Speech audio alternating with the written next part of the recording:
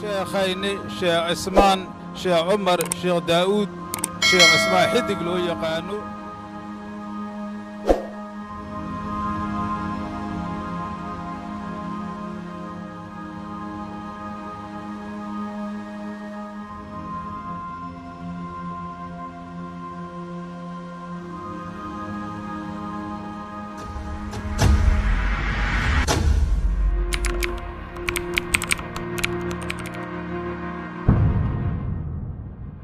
شيخ عثمان وكما قاعد يراش عثمان حدق شيخ عثمان حدق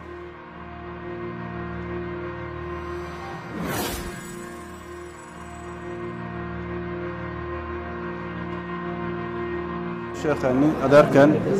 شيخ عثمان حدق شيخين شيخ عثمان شيخ عمر شيخ داود علسو شيخين شيخ عثمان حدق الله ونحرسته خير شيخ عثمان حدق safarkiisii iyo sida wax u bartay markii uu Muqdisho u soo gaaray culimada cilmiga uu ka bartay waxaa ka mid ahaa Sheekh Xuseen Cade sidoo kale waxa uu ijaazada dariiqada Axmediyada uu ka qaatay adeerkiisa Sheekh Axmed Sheekh Daawud Culisow Sheekh Cusmaan Xidig waxa uu ahaa ashcariyul caqiida shaafici dhinaca madhabka isagoo ku socota Faleembo ayuu kutubta ku qori jiray gacantiisii midigta ku soo dhawaada taariikhda dahabiga ee Rabbi u naxariistay caalimkii weynaa ee Soomaaliyeed Sheekh Cusmaan Xidig oo ka mid ahaa culimada ugu caansan geeska Afrika haddaba kumuu ahaa Sheekh Cusmaan Xidig Sheekh Cusmaan Sheekh Cumar Sheekh Daawud Culisow waxa uu ku dhashay baadiyaha magaalada Cilleer ee gobolka Galgaduud ee bartamaha Soomaaliya gaar ahaan deegaan lagu magacaabo Dahrow Dhiblaawe kaas oo Muqdisho u jira in ka badan 300 oo kiiloomitir Sheekh Cusmaan Xidig waxa uu dhashay sanadkii 1361 hijriyada oo waafaqsan 1942 miilaadiga waxa uuna ka dhashay qoys diinta magaca dheer ku lahaa isaga oo jiro 5 sano ayaa loo bilaabay Qur'aanka Kariimka waxa uuna xifdiyay isagoo ay da'diis ahayd 10 sano jir macalinkiisii baray Qur'aanka Kariimka waxa lagu magacaabi jiray Macallin Maxamed Macallin Xasan oo ku magac dheeraa Macallin Baay sababtoo Macallin Baay loo yiri ayaa waxa lagu sheegay in ay ahayd inuu ahaa mid gacan kulul oo si fiican loogu barto Qur'aanka qisooyinka cajiibka ah waxa ka mid ahaa in markii uu yaraa Sheekh Cusmaan inuu awoodi weyn jiray in labada dhinac mid uu u seexdo isagoo jiray 11 sano ayuu baadi goob u galay barashada cilmiga waxa uuna wax barashada diimeed ka bilaabay masaajidkii weynaa ee degmada Cilleer ee gobolka Galgaduud waxa uu joogtay xalqadii Cilleer ku hayay qaadigii weynaa ee Sheekh Cabdullaahi Sheekh Daawud Culisow oo ahaa sheekh adeerkii markii uu koray astaamo tilmaamayo cilmigiisa iyo akhlaaqdiisa iyo fahamkiisa wanaagsanaa ayaa mar walba muuqan jiray safarkiisa iyo sida wax u bartay sanadkii 1960kii ayuu Muqdisho u soo rartay xilligaas oo Soomaaliya ay xornimada qaadatay markuu Muqdisho uu soo gaaray culimada cilmiga uu ka bartay waxa ka mid ahaa Sheekh Xuseen Cade Sheekh Abuukar Sheekh Muxiidiin oo uu labaduba ka bartay culumta shariicada islaamka Sheekh Cabdiraxmaan Dhuub Sheekh Xuseen Qadri oo uu ka qaatay tafsiirka Qur'aanka Kariimka qayb ka mid ah naxwada balaaqada faniga caruudka Sheekh Axmed Bayruud Al-Harari iyo culimo kale xagga ijaazada xadiiska waxa uu ka qaatay Sheekh Abba iyo Sheekh Maxamed Nuur Al-Bukhari iyo Sheekh Salim ibn Abdullah Ash-Shadiri sidoo kale ijaazada dariiqada Axmediyada waxa uu ka qaatay adeerkiisa Sheekh Axmed Sheekh Daawud Culisow iyo Sheekh Xuseen Cade dhowr sano kadib waxa uu xareystay magaalada Marko halkaas oo uu kula kulmay Sheekh Abba Cali Sheekh Maxamed Sheekh Cali Maye oo uu ka qaatay tarbiyada nafta muddo badan marka uu ahaa xerow aqoontiisuna ay fadhiisatay waxa ay culimadiisii garteen inay u ogolaadaan waxbarista iyo in uu soo saaro jiil cusub Sheekh Cusmaan Xidig waxa uu ahaa ashcariyul caqiida shaafici dhinaca madhabka suufi ayuu ahaa dhinaca habdhaqanka waxa uu ka mid ahaa hogaamiyeyaasha dariiqada Axmediyada culimada wax ka baratay Sheekh Cusmaan Xidig Allah u naxariisee waxa ka aflaxay culimo badan oo haatan dalka caanka ah kuwaas oo ay ka mid yihiin Sheekh Abuukar Xasan Maalim Sheekh Cabdixakiim Cali Xuseen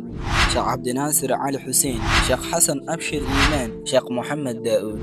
Sheekh Cabdifataax Sheekh Abuukar Sheekh Axmed Sheekh Daawud Culisow oo uu ku wareejiyay hogaaminta jaamacadda reer Sheekh Daawud Culisow Sheekh Abuukar Xasan Maalim mar uu ka hadlayay dadaalka diimeed ee Sheekh Cusmaan Xidig waxa uu sheegay inuu cilaamiyay kulan kaasoo ujeedkiisa ahaa in la soo saaro boqol xeer ah oo xifdisan kitaabka minhaajka boqol xira oo xifdisan kitaabka Zubadka, boqol xifdisan Alfiyatu Suyuudi, boqol xifdisan kitaabka Shaadibiyada, boqol xifdisan Alfiyatu Ibn Malik, boqol ku hadli karta luqadda Carabiga, boqol si dhameystiran uga hadli karta luqadda Ingiriiska iyadoo dadaalkaas miro dhalay. Mowqifkiisa ku aadanaa wadaniyada inay midowdo ummadda Soomaaliyeed waxa uu ka murgi jiray kala taga ummadda Soomaaliyeed isaga oo cod dheer ku sheegay in la sameeyo kulamo Qur'aan akhris ah taasoo loogu duceynayo ummadda Soomaaliyeed taasoo la daalaa-dhacayso dhibaato bulsho iyo kuwo siyaasadeed. weliba waxaa la sheegay in xanuunada qaar ay ku ziyaadayeen sabab la xiriirta dhimrintiisa. Sheekh Cusmaan waxa uu qoray 50 kitaab kuwaasoo gaaray daafaha dunida, waxaana ka mid ah kitaab ka hadlaya taariikhda Sheekh Daa'uud Culusow kaasoo ah halgamaa iyo hogaamiye caan ka ah gobolada dhexe, waxa uuna ahaa sheekha awowgiisa.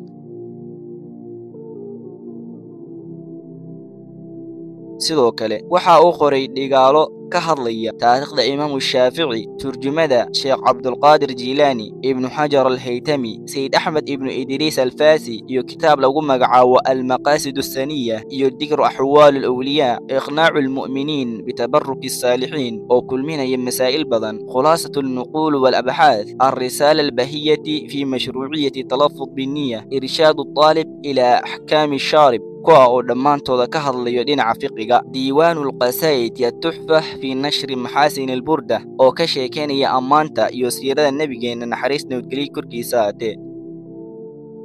Sheekh Cusmaan waxaa laga hayaa ereygii ahaa jirida shaqadeedii ayay wadataa, anigana shaqadeyda ayaan wataa. xili ay ku socotay Faleembo ayuu yiraahday ereyga. dhinaca qabyaalada waxa uu ka qoray kitaab lagu magacaabo Al-Minax al-Wahbiyya iyo Dambi al-Qabaliyati wal-Casabiyya kaas oo ka hadlaya hagaajinta bulshada, waxa uuna ka digayaa xumaanta qabyaalada.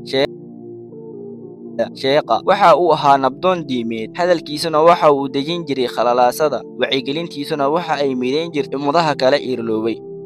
waxa uu ka digi jiray afkaarta ku salaysan xagjirnimada, waxa uuna kitaabkiisa Iqnaac ugu hadlay afkaar badan oo dadka lagu gaalaysiiyo oo ay ka mid yihiin tawassulka iyo ziyaaradaha qubuuraha. waxyaabaha kale oo ka dhasho takfiiriyiinta ayuu ku tilmaamay in ay tahay xasiloonaan darro, nacayb bulsho, kuwa oo ka dhasho cawaaqib xumo. sheekha waxa uu aasaasay masaajidyo iyo dugsiyo fara badan kuwaas oo ilaa iyo hadda shaqeeya. qarnigii dhammaaday miilaadiga, Sheekh Cusmaan Xidig waxa uu tagay deegaankii uu ku dhashay ee Ceeldheer, waxa uuna ka furay xarun lagu barto shareecada Islaamka. waxa uu ka digay in dugsiyada lagu barto kalaamka Alle in lagu dhiso marshibiyoodyada wada dhinacyadeeda, taasoo muujinaysa ixtiraamka uu hayo Qur'aanka Kariimka. sidoo kale waxa uu u istaagay daryeelka iyo imbarista wadar dhalinyaro badan. waxa uu qabtay xil ku-xigeenka gudoomiyaha golaha sare ee hirgelinta shareecada Islaamka xilligii la aasaasay maxkamadda shareecada Islaamka ee bariga Muqdisho. waxaa sidoo kale mas'uul uu ka ahaa qaybta cadaaladda, ahna gudoomiyaha guddiga fatwada ee cilmi baarista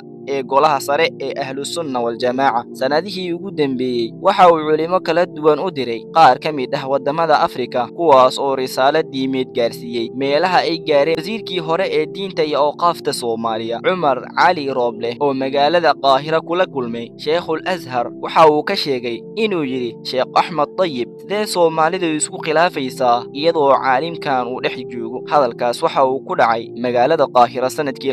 2021 iyadoo dhigaalaha sheekha la gaarsiiyay Sheikhul Azhar. muddo badan markii uu waday wax dhigista iyo barista ayuu jeestay dhanka tawasufka iyo isdhuldhiga iyo leelinta nafta sida uu ahaa Imaamul Ghazali iyo culimadii la cayniga ahaa. tilmaamihii iyo sifaadkii wanaagsanaa ee uu lahaa Sheekh Cusmaan Xidig waxa uu ahaa xidig ka sheegan zamankiisa. waxa uu ahaa mid ka mid ah hogaamiyaashii diinta, hanuuniye bulsho iyo tusaale fiican loogu daydo. waxa uu ahaa caalim ku camal falay aqoontiisa diimeed. waxa uu ahaa barbaariye si weyn isaga xil saaray u adeegista diinta. waxa uu ahaa mid ku xeel dheer hagaajinta qalbiyada, daahirinta ruuxda iyo sifaynta ku dhaqanka. waxa uu ahaa suugaanyahan tiriya gabayada nebi ammaanka. waxa uu aad ugu dadaali jiray sunnada, tubta iyo dariiqada nebigeena naxariis nabadgelyo korkiisa ahaatee. waxa uu ku tilmaamay dhowrsanaan, aqoon, suugaan iyo fahamka waaqica ah ee ummadda. Sheekh Cusmaan Xidig waxa uu geeriyooday sanadii 14 Muharram 1446 hijriyada oo waafaqsan 20 Julaay 2024. waxa uu ku geeriyooday da'da 84 sano jir. banaadir waxaa lagu aasay goob uu horey ugu dardaarmay oo ku taala degmada Kaaraan ee gobolka Banaadir maalintii uu geeriyooday. Waa maalin ay garowshadeen Soomaalida dhan inay waayeen tiir weyn oo bulsho hayay. Kumanaan kun ayaa isku soo baxay aaskiisa wadooyinka istaagay, taas oo ahayd marqaati cad oo muujinaysa jaceylka uu kasbaday sheekha waxa uu ifka uga tagay qoysas badan oo ballaaran, kuwaas oo isaga jira caruurtiisa iyo waxa ay sii dhaleen. waxa uu ahaa inta la og yahay caalinkii Soomaalida ee alifay in ka badan 50 kitaab.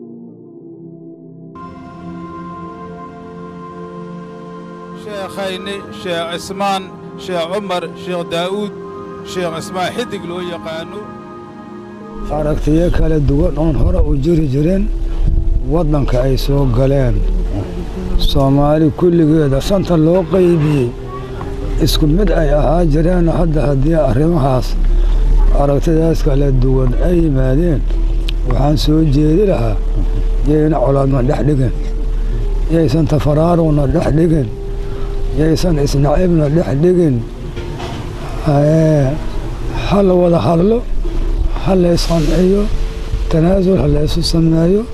meesha laba qur'aanu ma jirto, laba nabi ma jirto, laba diinood ma jirto. mid keliyahaan haysanaa wada tawxiidaynaa kulligeenna. marka waxa yar oo aragtida kala duwan ah ha la isugu keeno.